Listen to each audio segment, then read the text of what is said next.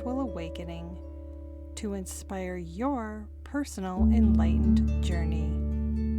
I'm your host, Megan Mary, international best-selling metaphysical author and founder of Inner Realms Publishing. Let's bring in the light. Welcome. Today we have Tara Haslip. She is a writer, speaker, and host of Burn the Script, a podcast spotlighting women rewriting the rules of leadership, wellness, and self-worth. A former professional dancer turned paralegal and health coach in health tech, Tara has coached thousands through burnout, chronic illness, and major life transitions.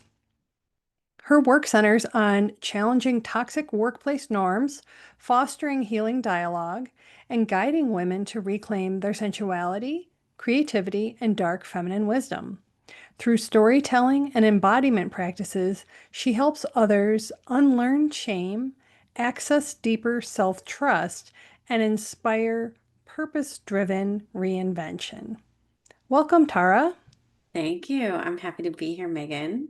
Yes, it's lovely to have you here finally. I know this has been a long time coming, but I do believe in divine timing, so Yes, it all happens when it's supposed to.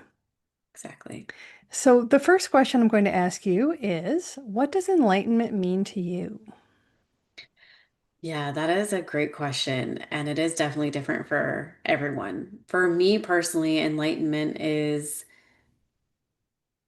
realizing there is more to yourself than what you have been like brought up to believe. So it's that moment when you go from whenever it happens. You go from like your childhood and your upbringing to then going out on your own and realizing, like, oh, wait, there are so many different ways to accomplish one's dreams or go about handling whatever it is that we love and we're interested in. That was a huge shift for me when I went off to college.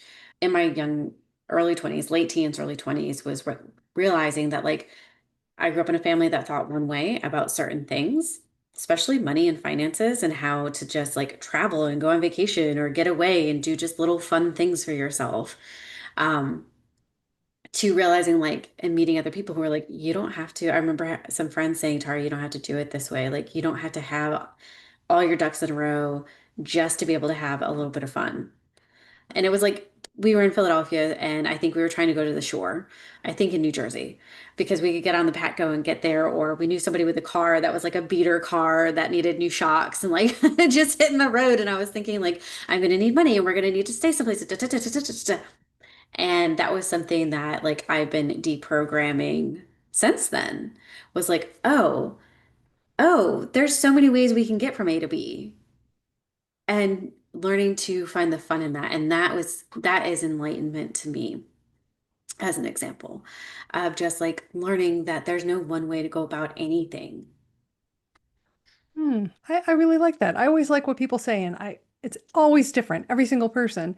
And that's true that it's really important to recognize one, that you don't have to have all your ducks in a row, as you say, and that's kind of a confinement that we put upon ourselves, but also that to break out of the mold of what we've been programmed to think about not only our existence, but the course of our existence here, to me, Hmm. is really part of that enlightenment process, is realizing it doesn't have to be this way. You don't necessarily have to work hard to be prosperous, for example. Right. That's Hmm. one of the ones that I really have to break out of. And all those other things. You don't have to have worked hard to relax, or Right. all the misconceptions that we carry with us. Hmm. Exactly. So thank you for that. You're welcome. Now, you have a really interesting story in terms of your trajectory. Everybody does. They all start out one place and end up another. Tell the audience a little bit about your journey. If you had a spiritual awakening moment, or that dark night of the soul moment, and what led you to do the work that you're doing out in the world today.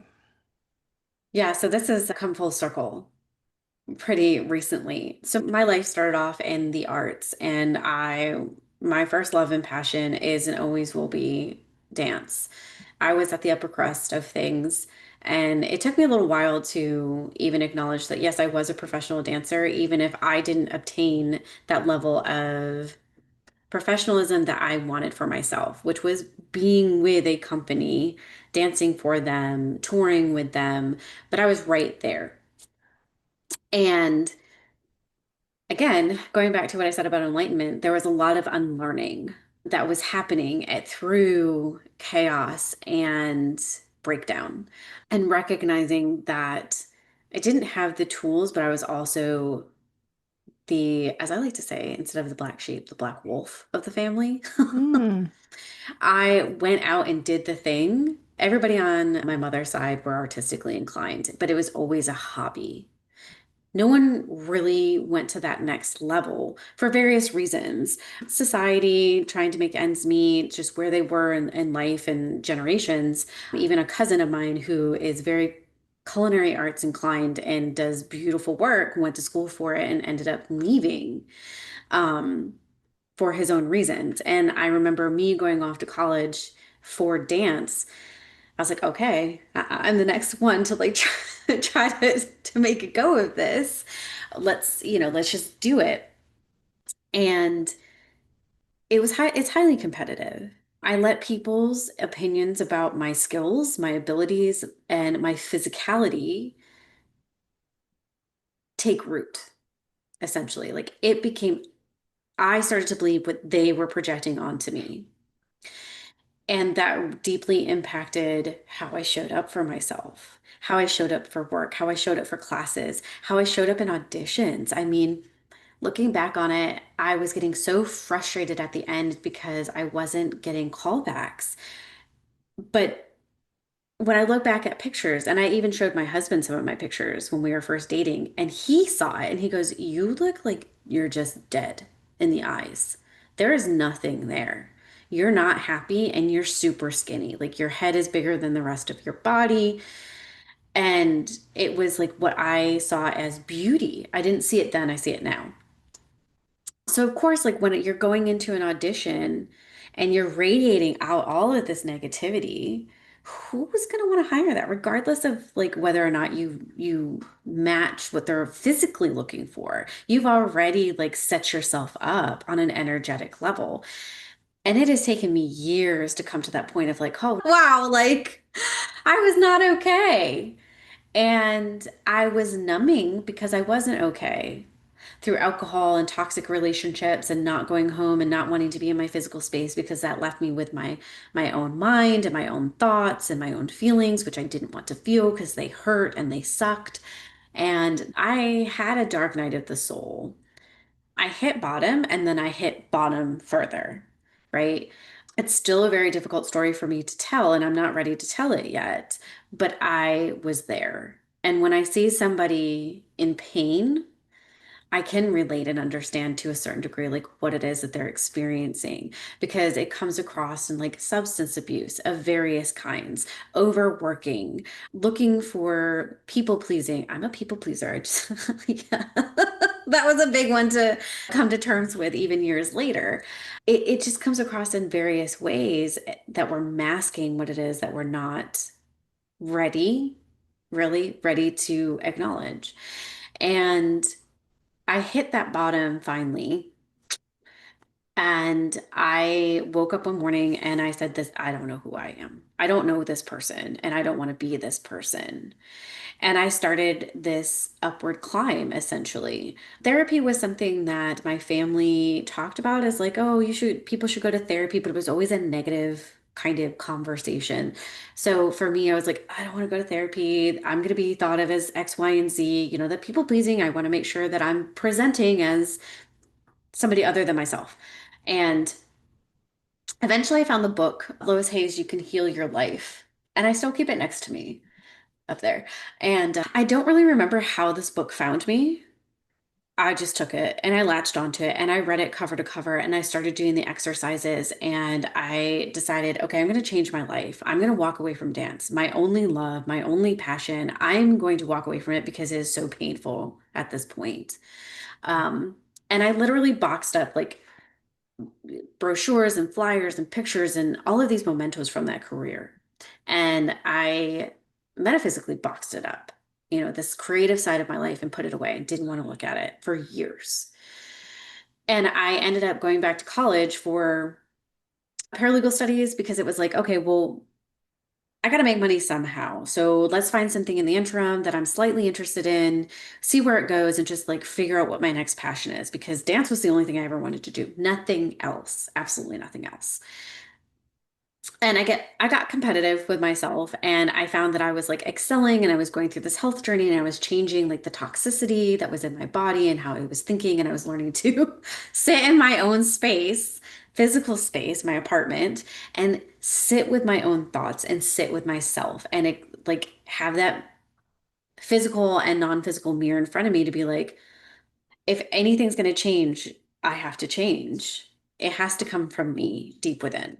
Otherwise, I'm just going to carry this on to the next and the next and the next and keep learning these lessons. So, on some subconscious level, I was aware of this and things started to shift and I started to progress and I started to do really well in my legal career, my paralegal career. And I was pivoting, eventually got to a place where I was working and specializing in trust and estate law. But I just all of a sudden was like, I'm really bored with my life.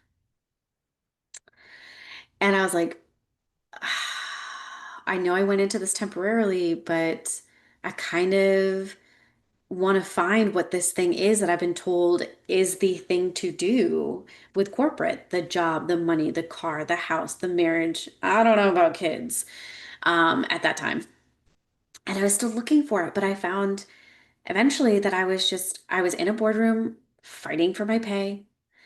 I had some amazing bosses who saw my worth and my value, which I was sacrificing myself, right? So I still carried some of these tendencies and people pleasing things on into my corporate career and was giving it my all for the hopes of better pay and being seen and being heard. And that didn't really pan out.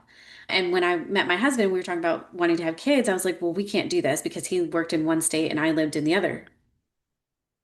So I was like, I got to do this differently if we're going to do this.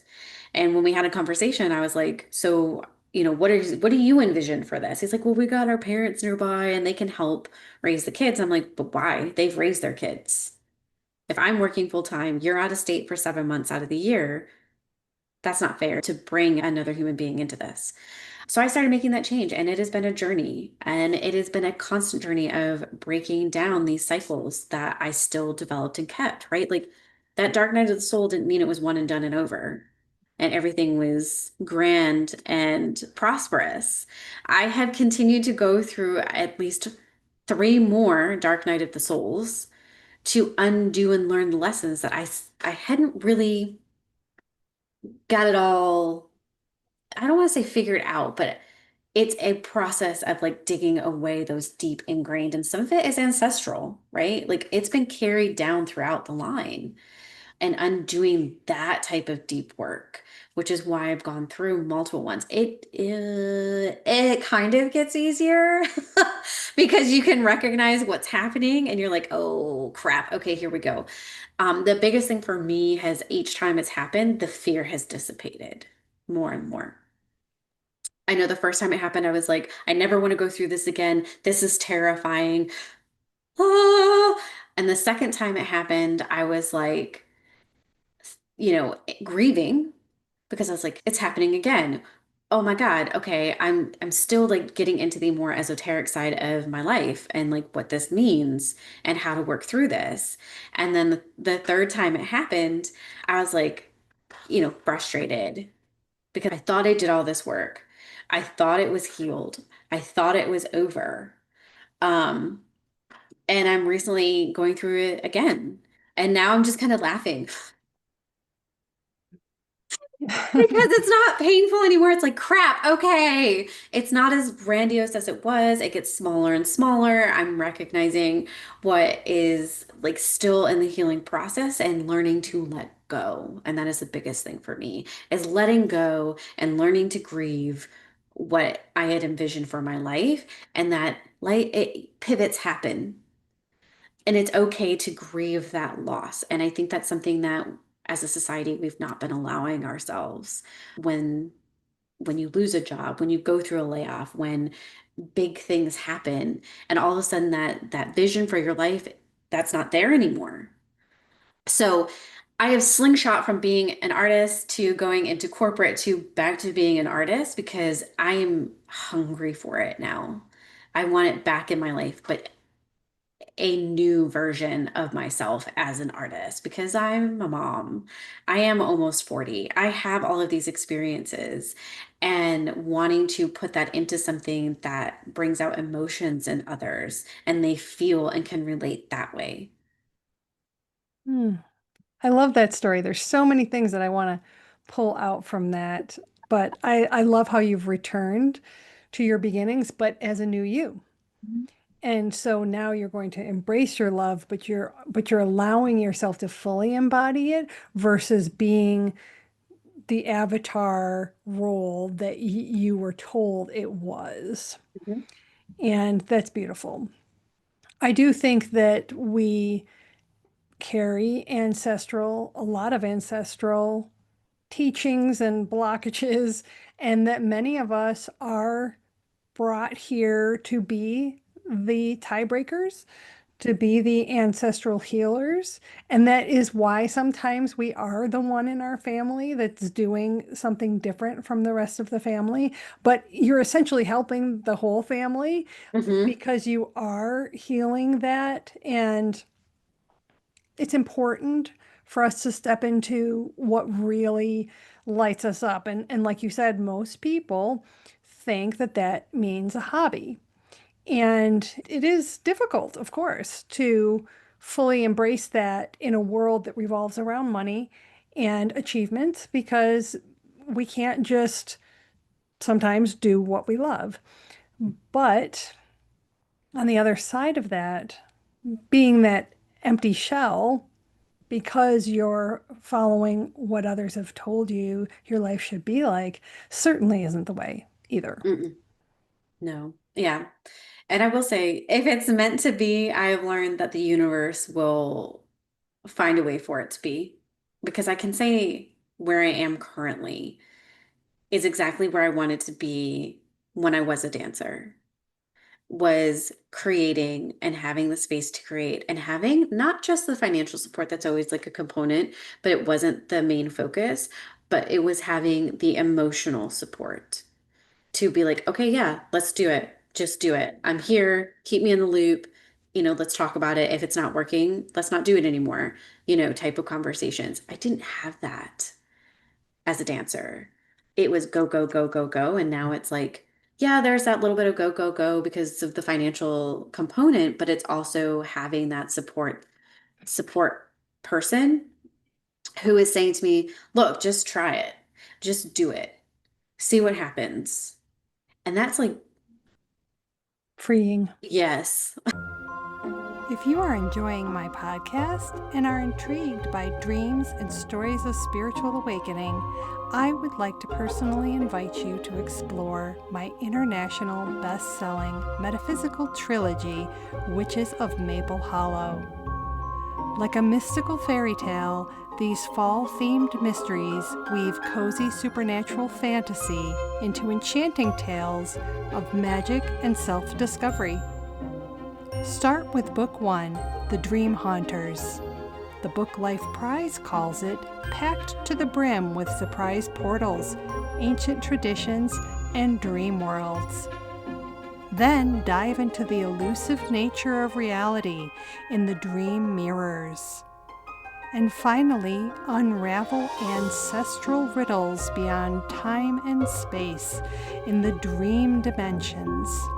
Get your exclusive signed copies today at meganmary.com. Stop by the store while you're there and grab your dream journals, cozy blankets, pillows, candles, and more. And don't forget, they also are available in audiobook. Come visit me in Maple Hollow.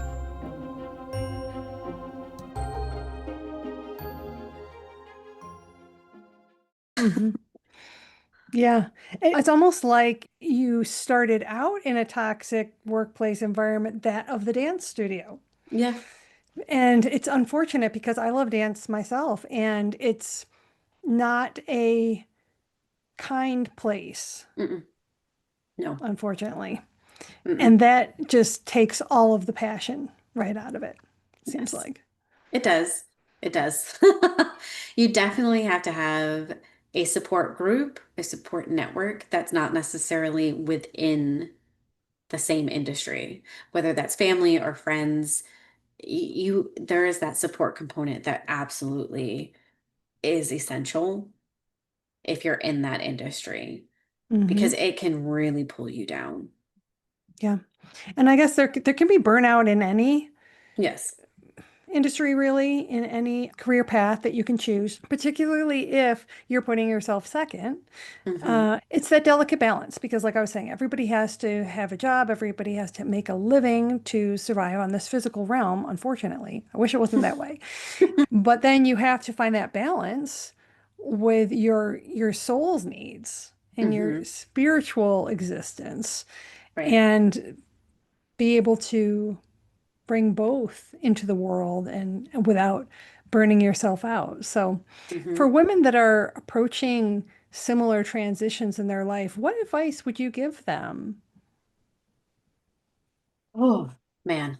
Allow yourself to feel all of the feelings, the rage, the anger, the sorrow, the grief, the numbness. Feel it. Don't wallow in it, meaning like don't stay there for an extended period of time, but acknowledge and work through those emotions so that you can keep moving forward. It's not going to feel good. It's going to feel sticky. It's going to feel scary. It's going to feel all the feels. Um, but what I've found is that, and I've had coaches who have helped me do this. So let me be very clear. Like, I'm not just making this up. I've worked through this. I've had coaches myself who are like, you need to grieve. And when they told me that I allowed me to grieve the loss of something, it was freeing because it was the permission slip that like I didn't know I needed to allow myself to let go of something that didn't come to pass. And without it, you just hang on to it and you fester. And then you just continue down this negativity and this toxic place. And then the opportunities that you're looking for don't manifest because, like I mentioned earlier, you're just radiating this low vibrational energy. And people are going to feel it, whether they're cognizant of it or not, they're going to feel it. And then the opportunities that present themselves are going to be the ones that aren't the best fit and they're not going to feel good. And then you're going to be like, well, I'll just take it because it's something. And that doesn't feel good either. So allow yourself to work through the emotions, feel the emotions, allow them to be there, and then release them. Hmm. That's very important. Yes. Thank you for sharing that. Hmm. Along your path, what, aside from the support group that you found, what other modalities or experiences helped you find your way? For me, dreams are obviously a really big component, and I get a lot of guidance in my dreams. And I also get a lot of synchronicities and little signs that push me one way or the other when I'm wavering and I'm thinking, I don't know. And then it comes up again, and then it comes up again. And I'm like, okay, all right, I see you. So, have you had experiences like that in your journey? Yeah, so in my family, it's very common. There are a number of us who are Hmm. clairvoyants. And so dreams, yes. As I've gotten older, with young kids, sometimes like sleep is a little bit of a challenge when I have young ones whose patterns are changing, and that means they're dictating, how I'm sleeping. So Other signs have come up, deja vu, but quantum physics is kind of a thing where I'll see in my third eye like an overlapping of events. Then I'm like, okay, so I am on the right path, whether I like it or not. This is where I'm meant to be right now, and it is going somewhere. Repeating numbers are a thing. When I get kind of frustrated and I'm getting to that itch of like, I'm going to throw in the towel and do something else because I don't think it's working. Those synchronicities really show up in various ways. So it can be sometimes I'll just be scrolling on like social media, especially TikTok, because that's like my place to be creative right now. And there are certain people that'll pop up. I will say be careful with these. People are putting different energy out there. There are certain people I follow, their readings come up, and sometimes like I won't see them at all for extended periods of time because I don't need the reminder. I have my own cards. I could definitely go to them, but I'm a bit of a chaotic person, and some of the entities around me are chaos. So it's kind of like we're winging it as we go, and they're just throwing me signs as I go. And it's up to me to pick up on them. But sometimes certain people will pop up and it'll kind of be like this repetitive, like reminder of like, keep going, keep going, keep going. And I'm like, all right, cool, I got the message. And then it'll just go silent once that happens. It's just being tuned in on that level. So, yeah.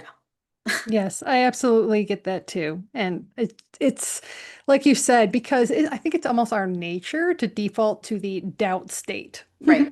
Hmm. Because you don't know exactly what's going to happen. And so you're kind of like, I don't know. I don't know if it's going to work out. And you default to that. And then you get the little sign, the little sign, the little sign, the little sign. And you're like, okay, all right. I know you're right. So it happens almost on a daily basis because even as much as you might think, I'm going to wake up today, I'm going to be positive, then the day starts and things happen and you get swayed. And Hmm. then you start going back to your default. And it's Right. hard. It's hard to set that default or to even unset it, really. Hmm. But it's kind of a constant opportunity. I'm not going to say it's a constant challenge. It's a constant opportunity Right. to see the good in what's happening and to trust Hmm. in that it is all working out in your favor. Hmm. And that even if you can't see behind the scenes, and a lot of times our life trajectory seems to go in these totally disparate ways. And you're like, I was this, and then I was this, and then I thought I was going to be this, and then I was working here. But when you look back at everything, you're like, you know what? That all did kind of make sense Hmm. linearly. And it actually did bring me here, which it wouldn't have if I hadn't done that. And so while you're in the thick of it, you're thinking, this doesn't make sense. I'm in the wrong place. I need to do something Right. else. And you're constantly in that state of, I need to do something else. Right. Even if you're partly doing what you love, Hmm. um, because maybe it's not going as fast as you want, or you're not having the success you thought you'd get, or whatever. And so then you're constantly thinking for the next thing, Yeah. and you're pushing that trajectory forward. And retroactively, it looks so obvious. Right. Yes. So funny. Exactly. Yeah. Looking back on stuff, I always am doing that. I'm like, that made so much sense. But it sucked while I was in the moment because I had the patience of a gnat. Yes. Yes. Yeah. And as a And driven person, that's exactly it. It's like, but I want it to happen now. I want everything to happen now. Just yeah. snap my fingers and have it happen. Because I think that I have remnants of previous existences where things did happen quicker. Hmm. And that's why I have little tolerance for the mundanity of the physical existence. It's Yes. like, why do I have to do this again? And why does it Yes. take so long to do these little things when I'm really want to just be existing up in this higher realm? And I Right. know that it's there, and I know I've been there, and there things happen instantaneously. Hmm. But here we are, and there must be a reason for the slow ride, and, and Hmm. we must have to savor it as we go. Hmm. Yep. Yeah. Same. I can relate. The phrase I was always told as a kid, enjoy the journey. And I'm like, Exactly. no. Yes, it's true though. It It's is. just really hard to do in the moment. It's kind of like the saying, these are the good old days. Right now is the good old days because it's going to go. And you're Hmm. going to be further along and you're going to say, oh, remember when I was doing that? And that was great. Yeah, exactly. So, yeah. Yep. And even though this will be coming out on the 16th, right now we're sitting on the 7/7 portal, which is actually a really Yes. crucial time for embracing that change and that possibility. And it's a day where if you're sitting there thinking the whole time that you're making the wrong choices and that nothing's happening for you, it's just going to be mirrored and impact even more. But if Hmm. you lean into the opportunities that are available for you and that you are experiencing right now, then you're going to be taking that higher road of Hmm. possibility. Absolutely. Yeah. So it's really important to always keep that in mind. Well, for people that are interested in what you're doing with the grounded energy and with the podcast that's coming out, where can they find you? Yeah, so the best place to find me is on Instagram. You can find me at grounded_energy111. And then you can also find the podcast also on Instagram at Burn the Script Pod. We just got our RSS feeds up and running, so you can search the Burn the Script podcast on any place that you stream music, audio, whatever. I do believe that there is another Burn the Script. They just kind of launched, but it's a duo and they're doing a different talking show. So the other one is just me. It's my picture. You'll see an image of the Phoenix. I have a trailer there. So click, like, follow, share. We'll be getting some episodes up in October, and we're just kind of sitting with how to keep it rolling as we go. So follow along. I keep it real and authentic on my social media channels. All right. Well, I will put all of that stuff in the show notes so everybody can find you. And Awesome. thank you so much for sharing your very personal journey and your wisdom for other women that are on theirs. And yeah, I really appreciate you being my guest today. Yeah, thank you for having me, Megan. I really appreciate it. Thank you. Thank you for listening. Did you enjoy this episode? You can now send me a text message and share your experience. Be sure to subscribe to make sure you never miss an episode. Head over to my YouTube channel and hit that subscribe button as well to be part of my growing community. Are you ready to take the next step in your spiritual journey? Don't miss out on the new Dream Empowerment programs. Unique opportunities for you to unlock your inner wisdom, discover your authenticity, align with your higher self, and bring abundance into your life. If you'd like your dream or awakening story featured on my show, submit it today. Your dreams have the power to inspire and enlighten other women on their journey. Visit meganmary.com to find out more.